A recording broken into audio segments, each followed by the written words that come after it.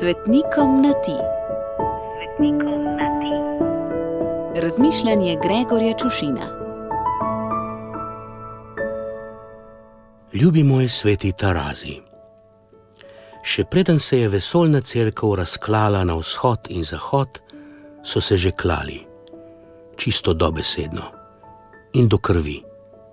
Saj ne more biti drugače z Abelovo in Kainovo žlahto. In so se klali zaradi svetih reči, čisto dobesedno, zaradi svetih podob, če sem ob cinizmu še malo natančen, čeprav priznam, da takole z več kot tisočletne distance ne vem čisto natančno, v čem je bil problem. Eni so bili za in drugi proti. Tako je običajno, tik preden se začne klanje. Eni so rekli, da se sme, drugi, da ne. Eni so rekli, da je prav, drugi, da je narobe. In je tako ne le 1000 let, ampak na tisoče let, vse že od prej omenjene sprte žlahte. Ti Tarazi si postal carigrajski patriarh ob koncu 8. stoletja.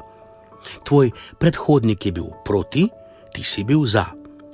En cesar je rekel, da se ne sme, njegov naslednik pa je rekel, da lahko. Oziroma je to rekla njegova mama, ker je bil prestolonaslednik še presmrkal za resne odločitve in še enkrat več dokazala, da potrebujemo več žensk v politiki. Mislim, pametnih žensk, materinskih, ne tistih določenih s kvoto in je potem edini kriterij, da hodi po dveh. In take, ki je edino, kar znajo to, da hodijo po dveh, slej ko prej začnejo hoditi povsem in preko vsega, običajno čez trupla. Mi tisočletja zgodovine pritrjujejo. Ali se sme častiti svete podobe, ali je to že malikovanje? Modri možje so se zbrali na koncilu v Carigradu, ne tako modri, torej svetlo modri, sinji in turkizni, pa so prirožljali z orožjem in se je koncil preselil v Nicejo. In tam so sklenili, da se sme.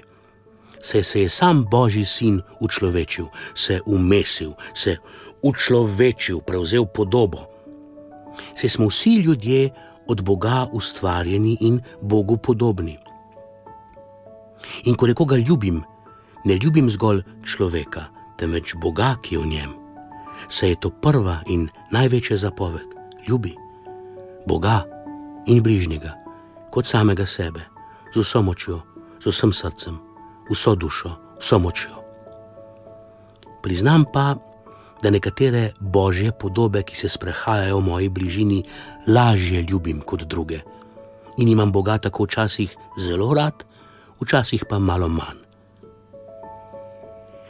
Ljubi sveti Tarazi, v tvojem življenjepisu piše, da te zgodovina uvršča med najboljše dušne pastirje, ker si hodil med ljudi in skrbel za reveže. Poznam par dušnih pastirjev, ki bi morali izvedeti za to definicijo.